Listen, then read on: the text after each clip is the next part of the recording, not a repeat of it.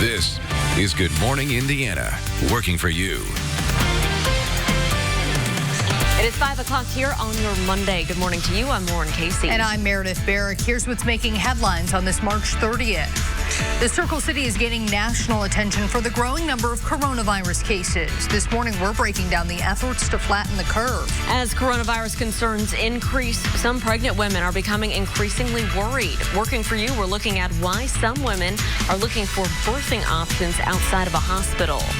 And schools across the state are tackling e-learning, some for the first time. New this morning, we're talking to a mom and teacher as she navigates new territory. But first, we want to welcome you in and get a check of our Storm Team 6 forecast. That's right. Todd Clausen is standing by right now with a look at the temperatures. Todd, we're going to have you move over a little bit so we can see what's going on out there. I was trying to hide it, keep it a little bit of a secret for you. Yeah. 45, the big reveal. 55, what's it going to be? It is 45 here this morning, so it's a little cool, and it feels even cooler than that because you have to factor in a little bit of a wind chill, believe it or not. Yesterday, those winds were really, really strong. They've come down, but still definitely noticeable as you walk out the door this morning. In and around the metro area, temperatures all within a couple degrees of each other. We've all settled in to this same air mass, 45 in Plainfield as well as Greenfield. Pendleton at 45 degrees and a pair of 4s up in the Zionsville area. To the north, there's just a little more in the way of cloud cover, a few spotty showers up near the Fort Wayne area. It's not a question a spot shower could sneak here into northern locations this morning, but for the most part, as you look back off to the west, it is quiet, it is dry, and that's the sunshine that we'll enjoy the next few days as we get a pretty good opportunity here to settle those rivers down, to let your yards dry out, maybe get outside and do some spring cleaning in your yards in the coming days with this dry stretch of weather we have heading our way. Plenty of sunshine today, temperatures into the mid-50s, but it's going to probably feel more like the upper 40s to right around 50 degrees when you factor in that wind. Todd, thank you. We continue to follow the coronavirus outbreak and how it's impacting our daily lives. Over the weekend, the number of COVID-19 cases in Indiana taking a drastic jump. On Sunday, the state health department confirmed more than 1,500 new cases of the virus and 32 deaths. Nearly 700 of the confirmed cases are in Marion County.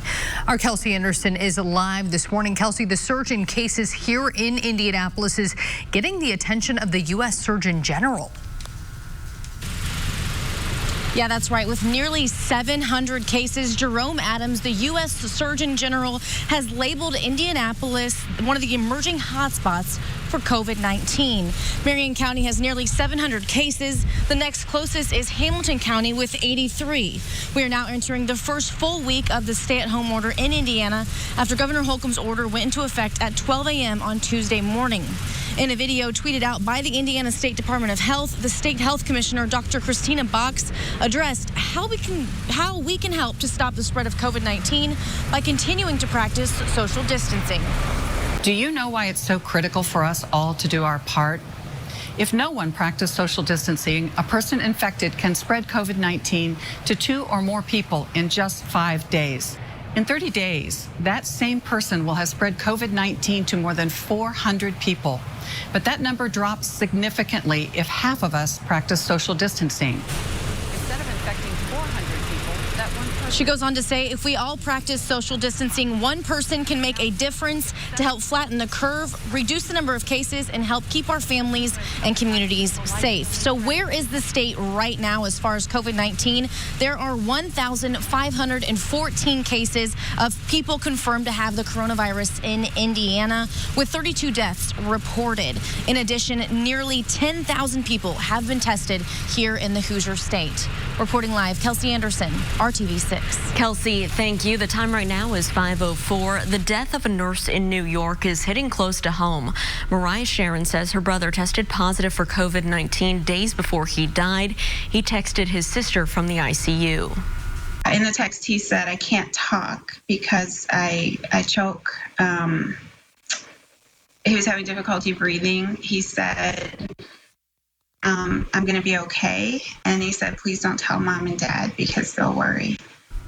Well, Sharon is a faculty member at Ivy Tech here in Indianapolis. She says her brother, 48-year-old Caius Kelly, died Tuesday from the virus after getting sick 2 weeks ago.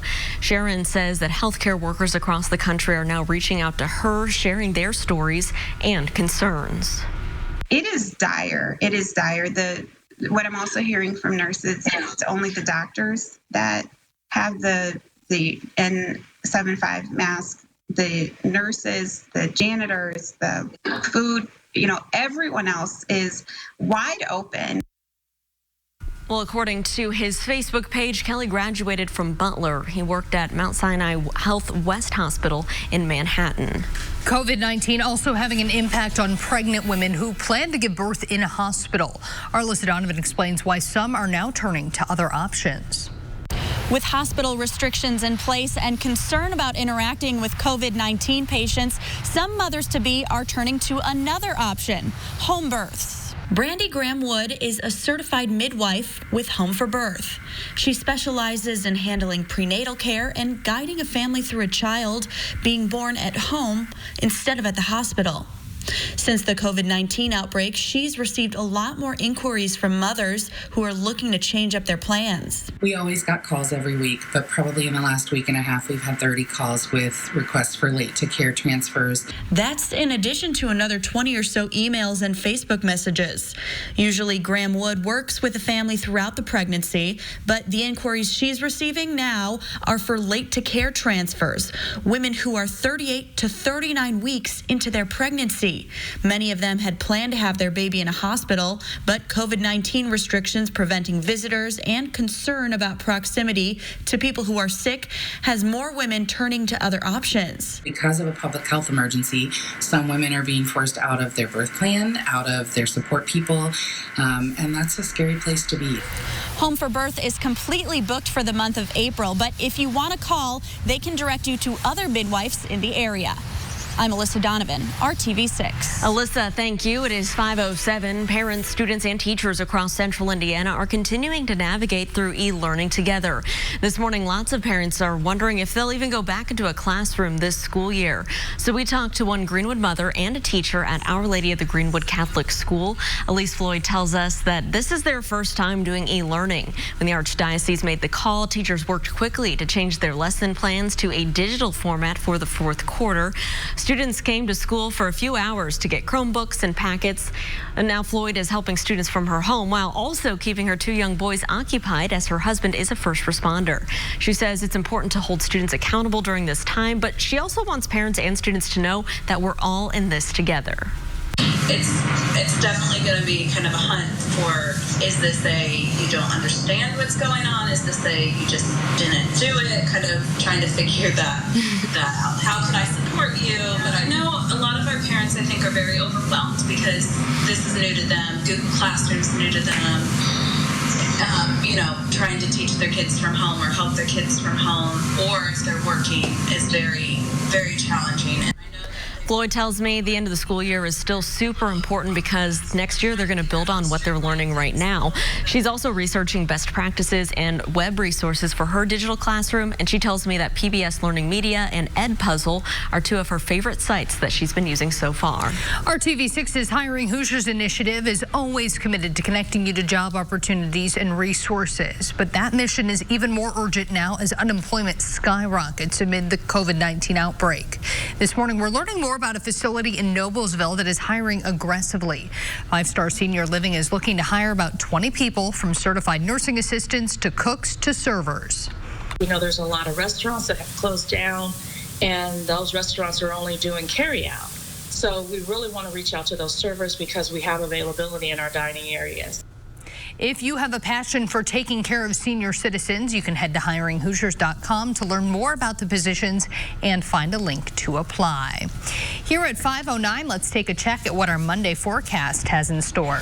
And as you walk out the door, it's a little chilly. It's still a little breezy here this morning, but it's dry. That is the good news. You do not have to worry about any rainfall impacting the area throughout the day today, with temperatures that are in the 40s. And these 40s, though, feel a little more like the 30s when you factor in the breeze that is still out there. Yesterday, extremely windy today. Today, not as windy. That's the good news. Now, for those of you in Peru, over towards Hartford City into the Portland area, you're still dealing with a little bit of cloud cover. It's mainly clear, though, though, across most of central Indiana. These clouds just part of a little system that's making its way still through the Michigan area with some scattered rain showers, but back off to the west, it's pretty quiet anywhere you go. So eventually high temperatures today will be topping off in anywhere from the 40s to the 60s. Pretty big temperature spread. A little cooler to the north with a little more in the way of cloud cover. A little warmer to the south. Bloomington about 61, as well as Columbus 52 in Noblesville. Greenwood at 57. What I will say about these temperatures, though, you could probably cut another couple degrees off when you factor in the wind. So you're definitely going to want to have the light jacket if you're going to be out and about going through the neighborhood for a walk or maybe a bike ride later on this afternoon. Todd, thank you. A fire in southern Indiana kills 6 people this morning. The latest on what firefighters say may have started the blaze. Plus, hard work to combat COVID-19 continues this morning by healthcare workers on the front lines. Still ahead, the struggles those healthcare workers face in getting the supplies they need. We'll be right back. Season finale tonight on ABC. A tragic fire remains under investigation this morning in Switzerland County. The fire killed 6 siblings at a home in Vevey early Saturday. Police say the siblings range in age from 10 years old to 25 years old. Investigators say a 33-year-old man who was the boyfriend of the 25-year-old victim was able to escape the fire. We're told he tried to go back inside and rescue the others, but was unable to due to the heavy smoke and fire. The state fire marshal says foul play is not suspected. A pedestrian hit by a driver Saturday night on the north side of Indianapolis has died. Police say the man was walking near the intersection of North Rural Street and Kessler Boulevard East when he stepped in front of a vehicle and was hit. We're told he did not cross at a crosswalk. The driver of the vehicle stayed at the scene. The man's identity has not been released. While Saturday's storms didn't cause much damage locally, they did spawn tornadoes in southern Indiana. Meteorologists say that an EF2 tornado moved through Newburgh, that's near Evansville. The storm brought down a number of trees and knocked down power to most of the city. Despite the damage and winds of more than 100 miles per hour, no major injuries were reported. We do want to get a check of our forecast right now, Todd, after the winds that came through over the weekend. And did that cool things down a little bit here? You know, it did cool things down. That was a cold front that went through Saturday night, giving us the threat of severe weather as far as central Indiana. You just heard about the tornadoes in southern Indiana. We had one tornado warning that was in Jay County over in the Portland area. No confirmed tornadoes touching down, though, from that warning. Many of you had a lot of heavy rainfall and some hail, though, with those severe thunderstorm warnings that rolled through. It's all quiet here this morning as far as rainfall goes. Still a little breezy with the wind currently out there. 48 in Bloomington, it's 41 right now in Crawfordsville. 44 is the current temperature in Greenfield. So the winds yesterday were a big-time issue for us across the area, and it's still going to be a little breezy today. The winds just won't be quite as gusty later on this afternoon as they were yesterday when we were gusting up to right around 40 miles per hour. Today we're probably looking at about 20 to 30 mile per hour wind gusts, and then this evening that's when they'll finally really start to subside across the area. We'll mix in some sunshine, so it's not a bad day. It's just going to be a little breezy still with temperatures running slightly below normal. 53 degrees will be our high temperature later on this afternoon, right around 4 o'clock, and then we'll see temperatures start to fall off throughout the course of the evening hours. But Storm Team 6 radar getting a much needed break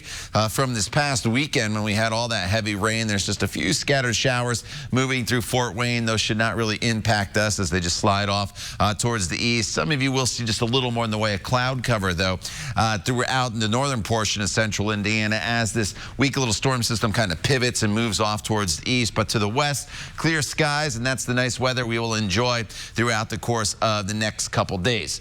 So TrueCast takes us throughout the afternoon hours. You notice those clouds trying to drop down to the south. I know it's showing a little bit of green here, which would indicate some showers, maybe a sprinkle at best in northern locations, and then those showers really just fizzle out as they run into some drier air or get away from the center of that low pressure. So I wouldn't really bank on much of anything in the way of rainfall. Just know if you live in northern communities, there could be a brief sprinkle. Tomorrow is a chilly day. We're back into temperatures near freezing in the morning with with high temperatures eventually only getting up into the mid-40s. It's the coldest day I have in my 7-day planning forecast as we work our way throughout the week. Our average high is 58 this time of year. You notice we'll kind of get back closer to that 58-degree yellow line as we work our way into Thursday, and then eventually Friday into the weekend. Temperatures are back into the 60s. That is the good news. The bad news is it remains a little unsettled across the area with some rain showers in the forecast Friday, Saturday, and Sunday. But at this point,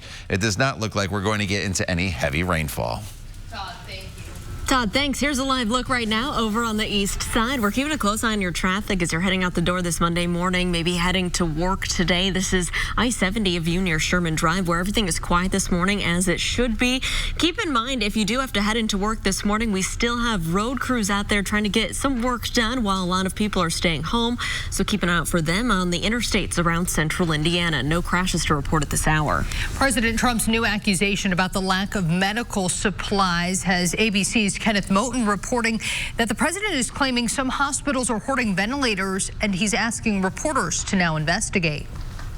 With medical equipment becoming scarce at many hospitals, President Trump is now accusing hospitals of hoarding ventilators. Many of the states are stocked up.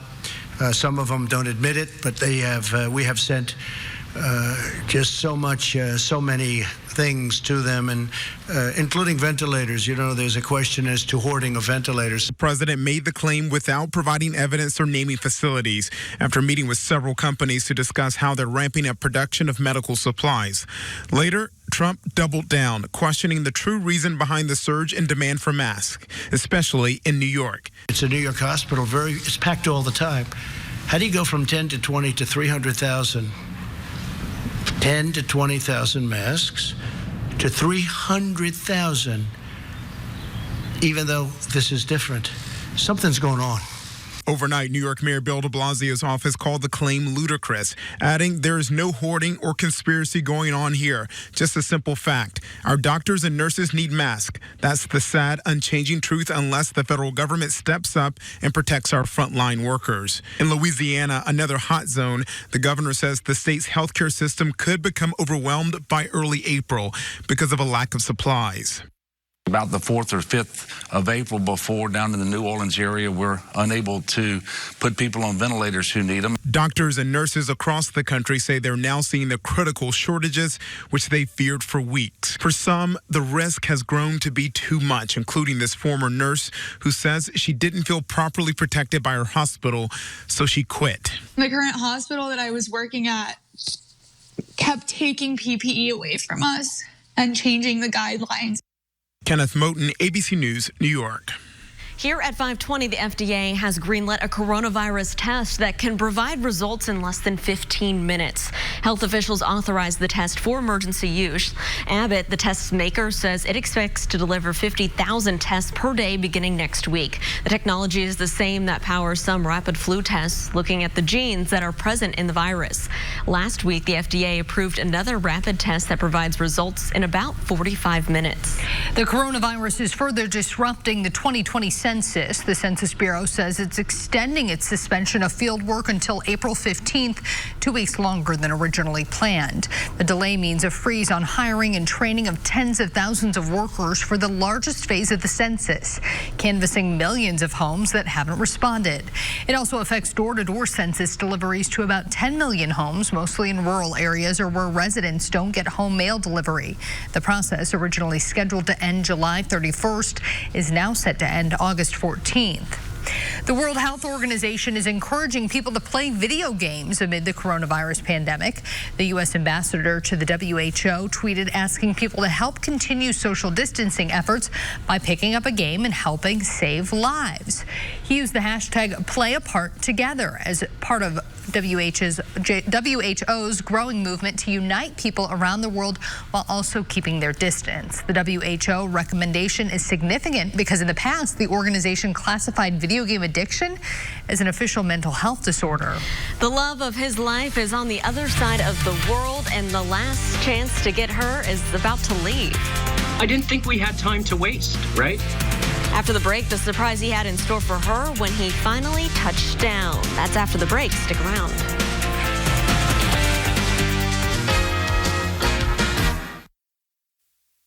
Love will make you do the most desperate of things, even in a pandemic. A Canadian-Egyptian man just couldn't wait to see his Italian-American love, who was alone in Quebec City, especially since he was about to propose to her. Many airports were closing down, so OUTBREAK did nearly the impossible just to get out of Cairo and back to his fiancée. One of the reasons I was moving in the first place to her was because her family was stuck in Italy, and we'd heard of the devastation, that we didn't want to take any chances. We wanted to get together as soon as possible before these lockdowns happened. The newly engaged couple says as soon as it's safe, they'll fly to Italy and have their wedding. Congrats to them. Yeah, well, residents at a Virginia senior living community gathering to show their support for our country.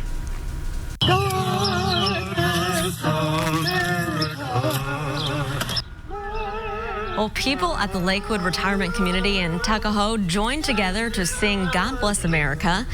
The sing-along was reminiscent of those in Italy, where quarantined people sang from their balconies. Nursing homes are especially vulnerable in this pandemic. One home about 150 miles away in Maryland reported an outbreak on Saturday with 66 people testing positive. So glad to see that they're maintaining that social distance there, but also keeping their spirits up. So that's very cool. And it's good they have those balconies there. They are able to get a little bit of fresh air. Yeah. And we will be able to get some fresh air after a wild weekend of weather, Todd. Things calm, sunny this week. Really nice. Yeah, you know, we get a nice stretch here of dry weather. It seems like the past couple weeks we've had numerous showers and some bouts with heavy rainfall. Today, partly cloudy skies, little cooler to the north where there's more in the way of cloud cover. Highs probably only in the upper 40s. Low 60s, though, where you have sunshine from start to finish. These temperatures you see here, you can take a couple degrees off those when you factor in the breeze, but still a decent day. Tomorrow's really chilly with a high of 46, but then we're back into the 50s on Wednesday. 60s return to the forecast by the end of the week. The time now is 5:27. Stay with us. We're back in just a few minutes. Today at 10 on RTV6. This is Good Morning Indiana, working for you. As the number of COVID-19 cases continues to rise across the U.S., President Trump's extending social distancing guidelines. Why officials say Indianapolis could be one of the next hot spots. And some more moms are looking into home births to try and avoid the hospital during the pandemic. Our Alyssa Donovan talked to one midwife about this growing trend.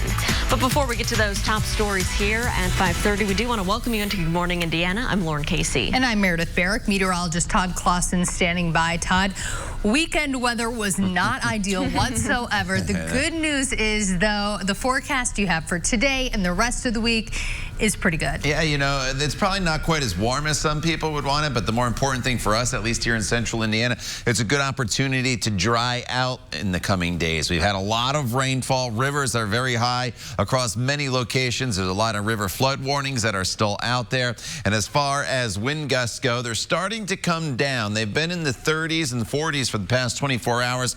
Peak wind gusts at the top of the hour, 28 in Indianapolis. So the winds will continue to subside throughout the day today. That is the good news. Temperatures right now range from 45 in Indy to 48 in Bloomington. To the north, Peru over towards Hartford City are dealing with a little more in the way of cloud cover still this morning. The rest of central Indiana is quiet. And these clouds, unfortunately, I do think for those of you in extreme northern portions of central Indiana, they're going to hold pretty tough throughout the course of the day today. So you won't have as much in the way of sunshine as everybody else. But for most of us, it is going to be a sun-filled day. Temperatures will slowly start to warm. 50 degrees by the noon hour, 56 degrees by the time we get to 4 p.m. But with that breeze, it's probably going to feel a little closer, Lauren, to 50 later on this afternoon, then 56. All right, Todd, thanks so much. We are keeping a close eye on your roads this morning. No crashes or issues over here on the west side. This is I-465 near Crawfordsville Road. Traffic's moving along up to speed, both northbound and southbound. We'll continue to keep you updated if there are any crashes or delays. Nothing would be worse than declaring victory before the victory is won. That would be the greatest loss of all. President Trump announcing he is extending social distancing guidelines for another month because of COVID-19. The country now has more than 135,000 cases and more than 2,400 have died. The virus surging across the country as states and hospitals become overrun with patients and continue to struggle with shortages. ABC's Inez de la Catera has the latest from Washington. After suggesting he could ease restrictions by Easter, President Trump announcing he is extending social distancing guidelines until April 30th. Nothing would be worse than declaring victory before the victory is won. This as the nation's top infectious disease expert, Dr. Anthony Fauci, warns the U.S. could get as many as 200,000 deaths and up to 1 million confirmed cases of COVID-19. What we're trying to do is not let that happen. New York City is leading the nation in the number of confirmed cases, now preparing to welcome U.S. Navy hospital ship Comfort today to make more room for patients. The Javits Convention Center is also getting set to open after being converted into a temporary field hospital. Convention centers in Washington state and Louisiana also being repurposed. And in California, the number of cases surging past 5,000.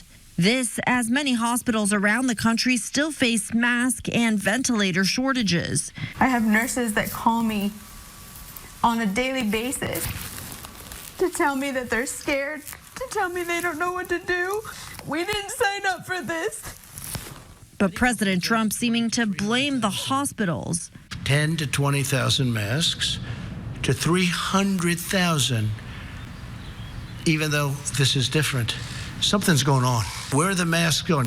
Meanwhile, financial relief for Americans is on the way. Within 3 weeks, we'll have direct deposit into people's accounts. Those checks could be as much as $1,200 per person plus $500 per child. The president predicts the country will be on its way to recovery by June. Inez de la Catera, ABC News, Washington. We continue to follow the coronavirus outbreak and how it's impacting our daily lives. Over the weekend, the number of COVID-19 cases in Indiana taking a drastic jump. On Sunday, the state health department confirmed more than 1,500 new cases of the virus and 32 deaths.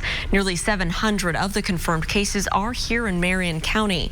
Our Kelsey Anderson is joining us live this morning. And Kelsey, the surge in cases here in Indianapolis is now getting the attention of the U.S. Surgeon General. Yeah, that's right, Lauren. There are more cases in Marion County than in any other county in our state, up to almost 700. And Jerome Adams, the U.S. Surgeon General, he's labeled Indianapolis as one of the emerging hotspots for COVID-19. Marion County has nearly 700 cases. The next closest is Hamilton County with 83. We are now entering the first full week of the stay-at-home order in Indiana after Governor Holcomb's order went into effect at 12 a.m. on Tuesday morning last week. In a video tweeted out by the Indiana State Department of Health, the state health commissioner, Dr. Christina Box, addressed how we can help stop the spread of COVID-19 by continuing to practice social distancing. Do you know why it's so critical for us all to do our part?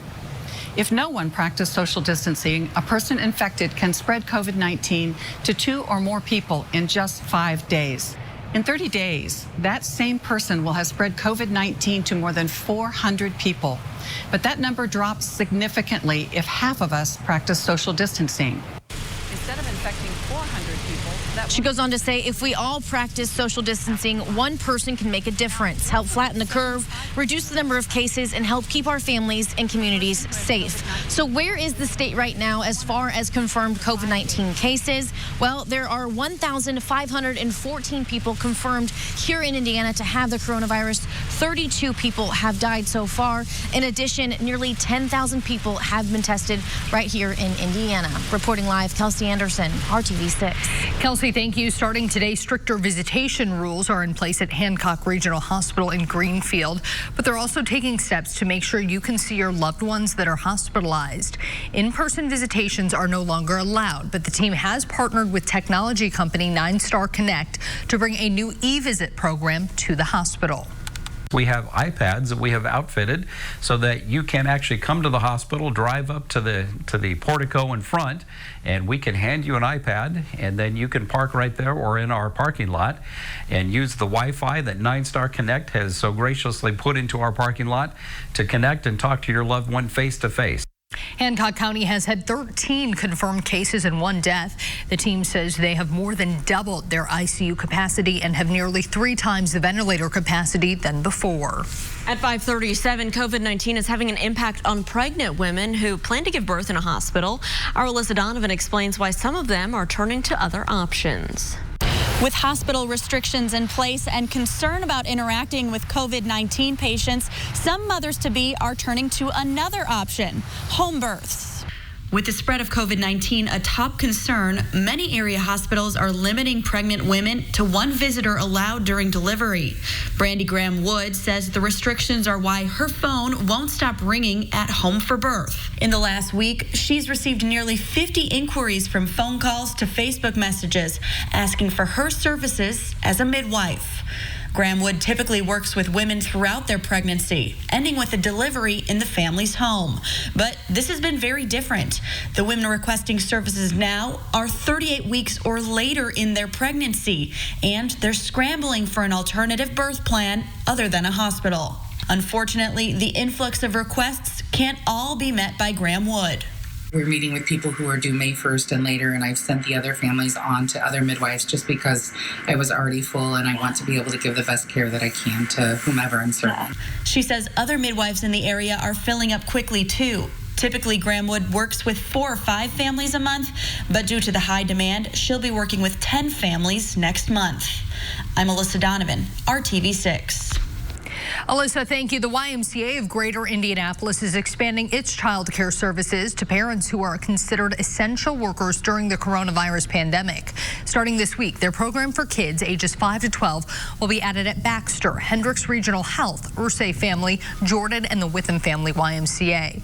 It has already been running at the Benjamin Harrison location. Leaders say during these uncertain times, the YMCA is honored to open its child care program to the heroes who keep our communities running smoothly. So we just want to kind of lessen the stress on them. We want to make sure that they feel that their kids are going to a safe place and a fun place to be able to spend their time during these tough times when I know there's a lot of stress throughout the community and at their work. Groups are limited to no more than 10 kids. Drop-off and pickup will take place curbside, and spaces are sanitized daily. Each child who attends must be fever and symptom-free. They also can receive support with e-learning assignments during the day. Parents, students, and teachers across central Indiana continue to navigate through e-learning together, and many are wondering if they'll even go back to a classroom this school year. So we talked with one Greenwood mother and teacher at Our Lady of the Greenwood Catholic School. Elise Floyd tells us that this is their first time doing e-learning. When the Archdiocese made the call, teachers worked quickly to change their lesson plans to a digital format for the 4th quarter. Students came to school for a few hours to get Chromebooks and packets, and now Floyd is helping students from her home while also keeping her 2 young boys occupied, as her husband is a first responder. And she says it's important that students, parents, and educators work together during this trying time. We understand that this is a stressful time for all of us, that it is definitely something that is not in all of our parents' wheelhouse. I understand the stress factor of being home with your kids more and trying to keep them on track when they want it to be like a snow day. And just that we are here to answer any questions and to help alleviate any stress. Floyd tells me the end of the school year is still very important because next year they'll build on what they're learning right now. She's also researching best practices and web resources for her digital classroom, and she tells me that PBS Learning Media and Edpuzzle are her 2 favorite sites to use so far. Communities all across the state are working together to help keep first responders safe during the COVID-19 outbreak. In Lafayette, Subaru of Indiana donated several hundreds of supplies to local firefighters. The company donated 75 Tyvek suits and 320 packages of cleaning wipes to Lafayette Professional Firefighters Local 472. The fire department posted these photos on their Facebook thanking Subaru for their donation. They said the suits will help keep first responders from cross-contamination while responding to emergency medical calls. And here at 5:42, all right, Todd, I'm liking the looks of what's behind you, especially after what we experienced this weekend. You know, it was an extremely wet weekend, not so much Sunday when we were dealing with the wind, but Friday and then Saturday, the heavy rain and the thunderstorms. Today is completely dry. Tomorrow, there's only about a 20% chance of a few spotty showers in southern locations. Most of us are still dry. Wednesday, we're dry, and then late Thursday, rain chances kind of ramp up as we head into Friday. But all these areas of green you see here, which is mainly the White River, the Wabash, and some other rivers across parts of central Indiana, those are flood warnings, and I cannot emphasize enough. I know the National Weather Service commented and retweeted some videos of things you should not do in flooding situation. A lot of people over the weekend driving through roads that were covered with water. Flood safety, again, do not attempt to drive through a flooded roadway. 1 foot of water can float your car away. 2 feet of rushing water can carry most vehicles, including SUVs, away. Turn around, don't drown. We always say it, but we always see these videos of people not paying attention. Storm Shield app will alert you to any river warnings if you have them set for your location. Otherwise, today, plenty of sunshine in the forecast and temperatures climbing into the mid-50s. Todd, thank you. A shooting on Indy's east side leaves 2 people dead, another critically hurt. Coming up, what police are telling us about this homicide investigation. And with the promise of a large stimulus check on its way to Americans, scammers are already trying to get your information and money. Still ahead, the latest scams the FBI wants you to watch out for. It's 5:43. We'll be right back. LJAN's XR. This morning, police are still trying to figure out what led up to this shooting that left 2 people dead and another fighting for his life on Indy's east side. IMPD officers were called out to the 2500 block of North Emerson Avenue around 3:45 yesterday afternoon on reports of 3 people shot. All 3 were taken to the hospital, but 2 have since died from their injuries. The third is a juvenile who's in critical condition. Police did say the vehicle was found down the road from the scene, but they are trying to determine how it is connected. If you have any information that could help them, please call Crime Stoppers at 317-262-TIPS. While Americans wait for their stimulus checks to arrive, the FBI is warning people not to fall for scams. Government officials say scammers are already trying to steal people's money by asking for personal information through calls, texts, and websites. Officials also say scammers will likely try phishing scams by claiming to be from the government.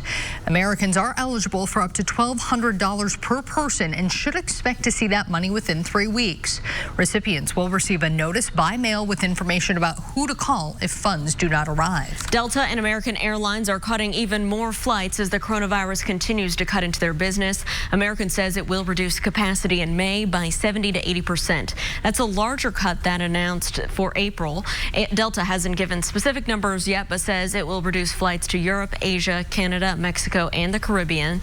Southwest and United Airlines have also made similar adjustments. Residents are picking up the pieces after a tornado hit Jonesboro, Arkansas over the weekend. The National Weather Service confirms it was an EF3 tornado with 140-mile-per-hour winds. It tore through more than 12 miles of the city, damaging businesses and tearing apart a shopping mall. 22 people were injured in the storm. One woman says after the tornado passed, people had to help dig each other out of their destroyed homes. Tornadoes were also confirmed in other parts of the Midwest. An EF2 tornado damaged some homes in the southern Indiana city of Newburgh Saturday night. Some parts of Illinois and Iowa were also hit. Here in central Indiana, we got awfully lucky, Todd. We just had some heavy rains and strong winds. Otherwise, nothing too terribly damaging. Yeah, you know, we had a couple thunderstorm warnings. Saw some pretty good video of hail coming out of parts of Hamilton County. But you're right, Meredith, not a whole lot of damage came from that. We're still dealing with some high rivers across the area and flood warnings. But other than that, thankfully, we avoided most of that severe weather.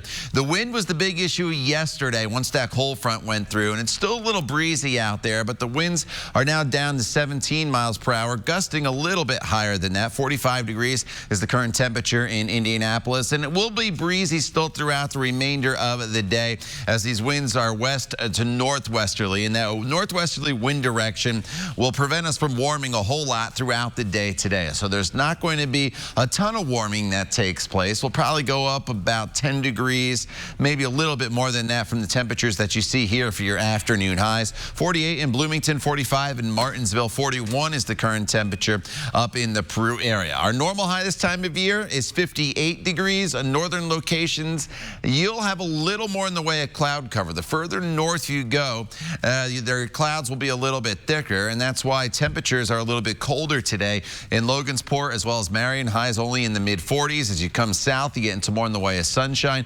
Crawfordsville, 57 degrees. Southern locations today, you're into the low 60s with mostly sunny skies and these warmer temperatures. So really, it's a very, very nice day from Bloomington down into portions of Seymour. Temperatures in the metro area will be in the mid-50s, but the wind will make it feel just a little bit cooler. So it's a decent day today, just a little bit below normal. It's dry. That is the good news. There are the clouds that I mentioned to the north, and these will kind of hold pretty persistent right where they are throughout the remainder of the day. But back off to the west, the skies are clear. So throughout the day today, mostly cloudy skies to the north, a spot sprinkles possible. The rest of central Indiana completely dry throughout the day today. And then for the day tomorrow, we're in decent shape as well. It's a lot cooler though tomorrow. Tomorrow is the coldest day by far that I see really in our extended forecast, not only this week, as temperatures will only be in the mid-40s for your afternoon highs.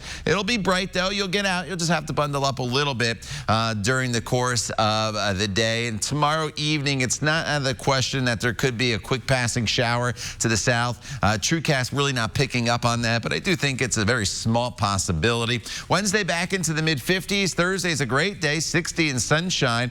And then we're a little bit warmer on Friday, but Friday is also the return of showers to the forecast. Todd, thank you. It's not just toilet paper and hand sanitizer that are hard to find in stores. Americans are also panic buying pet food. Reports show sales of dog and cat food are up more than 50% compared to last year. Other pet supply sales are up 24%.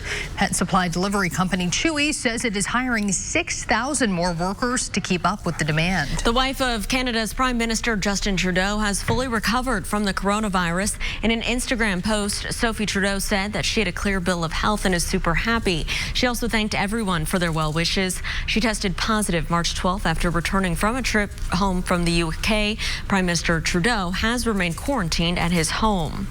For many, family vacations have been put on hold due to the coronavirus, but after the break, we'll show you how one dad brought their Disney destination right into their home. Time right now is 5:52. Stick around. We'll be right back. Those free windows will really cost you. Trips to Disney World for many have been canceled due to the coronavirus, but that didn't stop one family from finding their own way to enjoy the happiest place on earth. Jesus Torres was excited to bring his 18-month-old daughter Isla to the park in Florida. When that didn't work, he decided to recreate the magic inside their house. Her stuffed animals and toys stood in for the Disney characters as she rode through rides in a cardboard box. Isla played and clapped along the way. Jesus says he still hopes he can take her to the real Disney World sometime soon. So cute. And so cute there. Lots of parents getting creative over these past few weeks, finding anything they can to entertain the little ones. And I know, Todd, they're always excited when we have a dry day so the kids can at least get out of the house and burn off some energy. Are we going to have that today? Yeah, you know, send them into the backyard, let them run around, burn off that energy. It will be dry today, and you'll just have to bundle up a little bit if you're going to be out and about. This morning, temperatures are in the 40s. Radar finally quiet. That's the good news. Storm Team 6 radar was very active Friday and Saturday with all that rain that went through. So plenty of sunshine today. Temperatures into the mid-50s. Still a little breezy. That's going to make it feel slightly cooler than this temperature of 54. That's why I mentioned you need to have the jacket. We're a little bit below normal, but overall, a decent day for us. We'll talk more about your extended forecast coming up when Good Morning Indiana continues. Stay with us. We're back in just a few minutes.